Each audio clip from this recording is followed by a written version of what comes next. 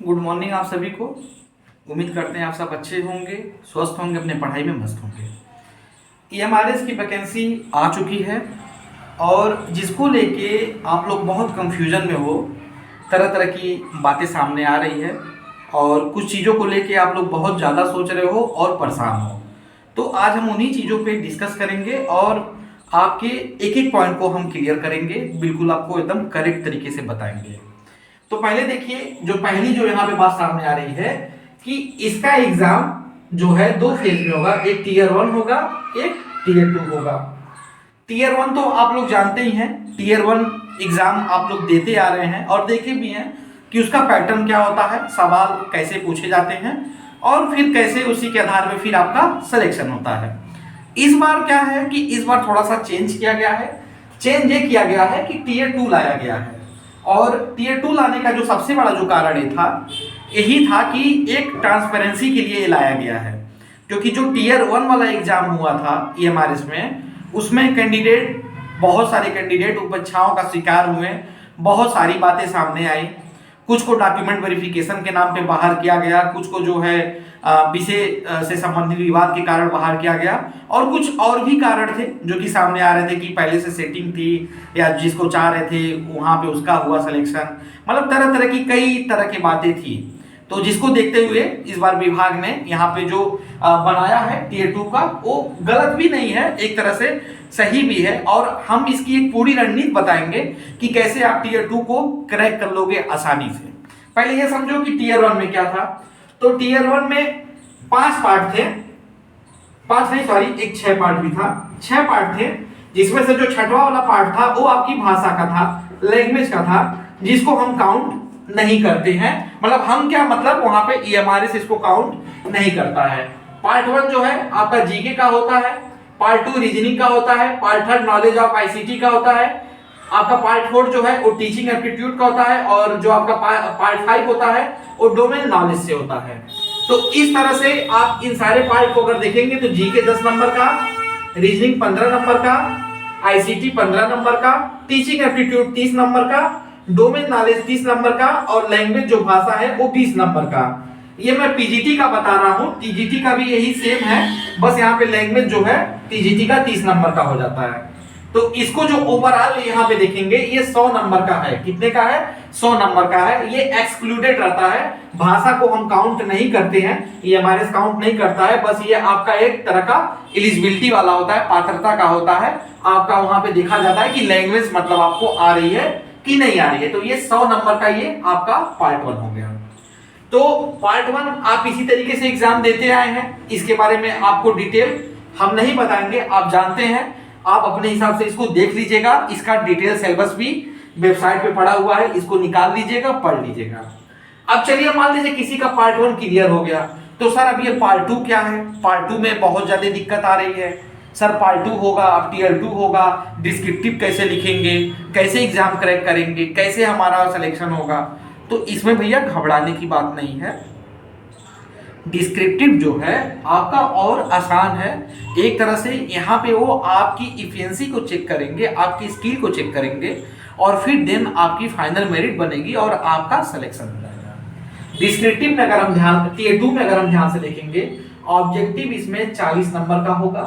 40 number का MCQ आपसे पूछा जाएगा, 40 नंबर के आपके सवाल आएंगे, एमसीक्यू बेस्ड होंगे और ये टोटल 40 नंबर के होंगे। जो डिस्क्रिप्टिव है वो आपका 60 नंबर का होगा। कितने नंबर का होगा? 60 नंबर का। और इसमें केवल 15 क्वेश्चन पूछे जाएंगे। कितने क्वेश्चन? 15 क्वेश्चन पूछे जाएंगे। एक क्वेश्चन इसमें 4 नंबर का होगा। कितने नंबर का होगा? 4 नंबर का। अब बात यह आ रही है कि सर ऑब्जेक्टिव तो हो जाएगा, डिस्क्रिप्टिव कैसे होगा? तो देखिए, डिस्क्रिप्टिव में भैया घबराने की जरूरत नहीं है।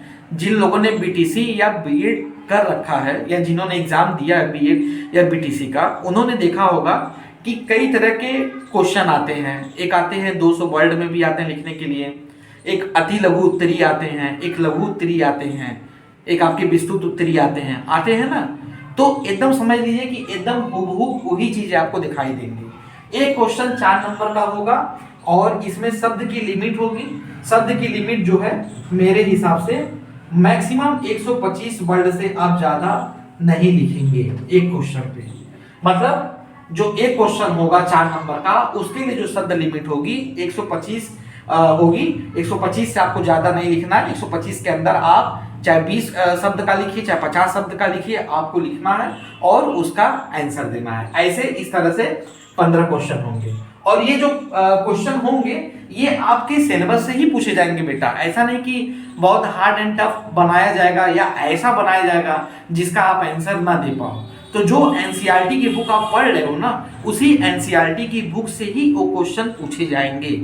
सपोज दैट मेरा बैकग्राउंड बायोलॉजी का है, तो मैं आपको बायोलॉजी का एक एग्जांपल दे रहा हूँ। जैसे मान लीजिए आपने पीजीटी बायोलॉजी के लिए अप्लाई किया है, आपका टीयर 1 निकल गया और टीयर 2 में आप गए, तो जो ये 15 क्वेश्चन बायोलॉजी के आपको दिखाए देंगे, ये पूरे आपके उसी मतलब पूरे सिलेबस से उठा के दिए जाएंगे।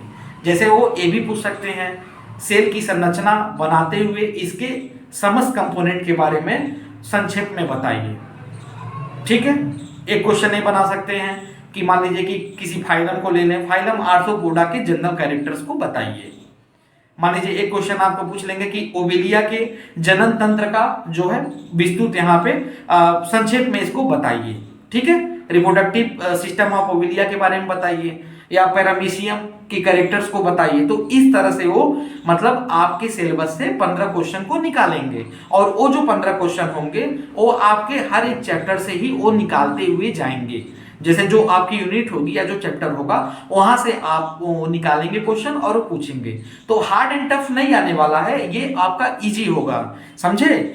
मतलब ऐसा नहीं होगा कि आप नहीं लगा पाओगे, ऐसा होगा कि आप इसको लगा पाओगे और आपको अपने शब्दों के अकॉर्डिंग इसका आंसर देना होगा। तो इस चीज को अपने दिमाग से निकाल दो कि ये बेकार है, इसमें आप नहीं सक्सेस होंगे, नहीं निकाल पाएंगे। अभी से आपको हार नहीं माननी है, बस आपको लिखने की थोड़ी प्रैक्टिस करनी है कि जैसे अगर आपसे कोई क्वेश्चन पूछा जा रहा है तो आप उसका आंसर किस वे में दे रहे हैं, किस तरीके से आप बता रहे हैं। जैसे मान लीजिए सपोज दैट इकोसिस्टम पूछा जा रहा है आपसे कि पारिस्थितिक तंत्र क्या है, या what is the ecosystem, define the ecosystem. तो आप उसको कैसे बताएंगे कि the sum total of all the physical and biological factor operating in an area is known as the ecosystem. In other word we can say that total living factor and total non living factor present in a particular area is known as the ecosystem. उसके बाद आप उसके types में जाएंगे, उसके बाद उसके component में जाएंगे। तो इस तरह से आपको यहाँ पे आंसर राइटिंग आनी चाहिए। तो ये घबराने वाली बात नहीं है, परेशान होने वाली बात नहीं है, हेडक लेने वाली बात नहीं है। जो आप सिलेबस जो आप पढ़ रहे हो, ठीक है, उसी सिलेबस से ही पूछे जाएंगे और ये क्वेश्चन इतने सरल होंगे कि आप उसको लगा ले जाओगे, क्योंकि इसी में वो आपको पूरा चेक कर लेंगे। यही आपको जब ये अगर आप पार कर लेंगे तो टीयर 2 कोई इतना हार्ड एंड टफ काम नहीं है पार करना, आपके लिए आसान काम है, आप निकाल ले जाओगे।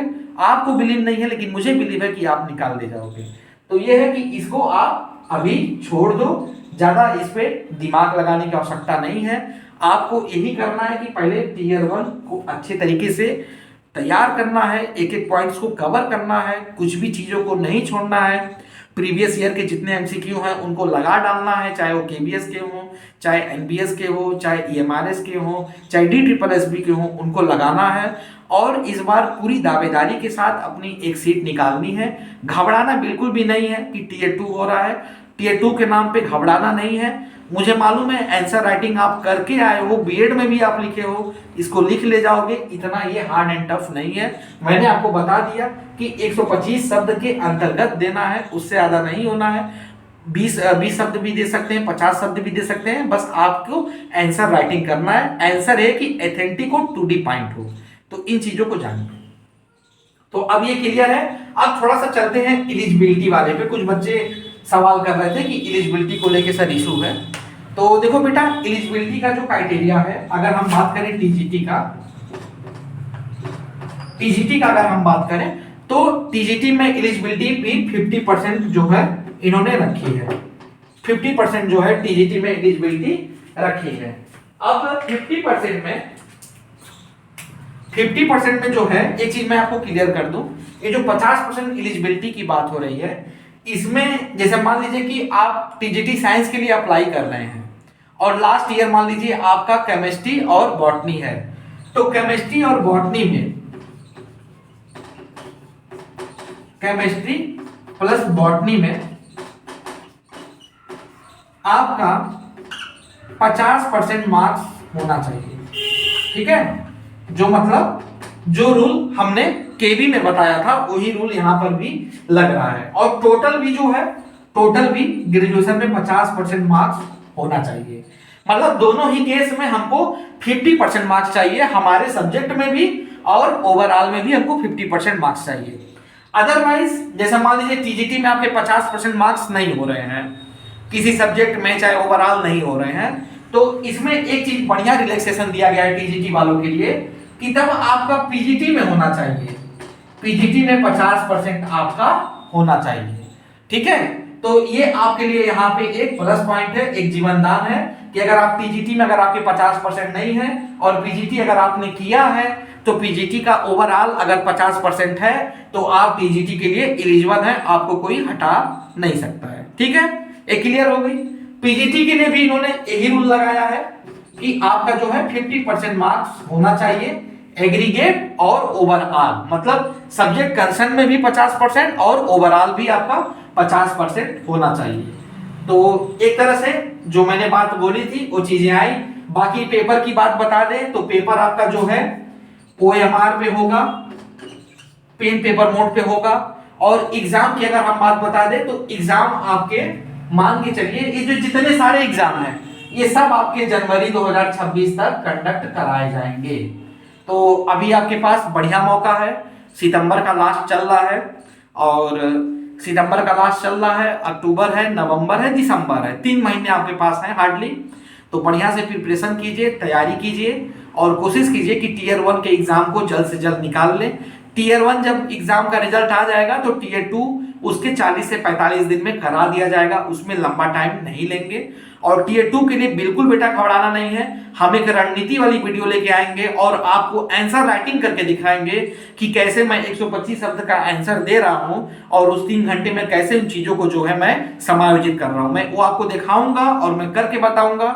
उसके लिए आप बिल्कुल टेंशन मत हो, बस आपका भी काम यह है आपको पढ़ना है और दिमाग लगाना है टीयर 1 में। टीयर 1 का यहाँ पे देख लो पूरा क्रोनोलॉजी, इस तरह से आपको दिमाग लगाना है और इसकी तैयारी करना है। इसको तुम क्लियर करो, इसका जो है टीयर 2 का वो क्लियर कराने की गारंटी मेरी है। मैं यहाँ पे गारंटी ले रहा हूं, मैं आपको वचन दे रहा हूं टीयर 2 मैं आपका क्लियर कराऊंगा, बस ये कि टीयर 1 आप क्लियर कीजिए। तो ये हमारे से जितनी भी जोरी बातें थी मैंने आपको बता दी। आई होप आपको वीडियो पसंद आया होगा। बाकी चैनल पे नए हैं तो कहना ना पड़े यार, चैनल को लाइक और सब्सक्राइब करो ताकि इससे रिलेटेड और भी चीजें हम आपको समय समय पे दे सके, आपको बता सके और आपको एक बेहतर शिक्षक बनाने में मदद कर सके। तो आज के लिए इतना ही, बहुत बहुत धन्यवाद।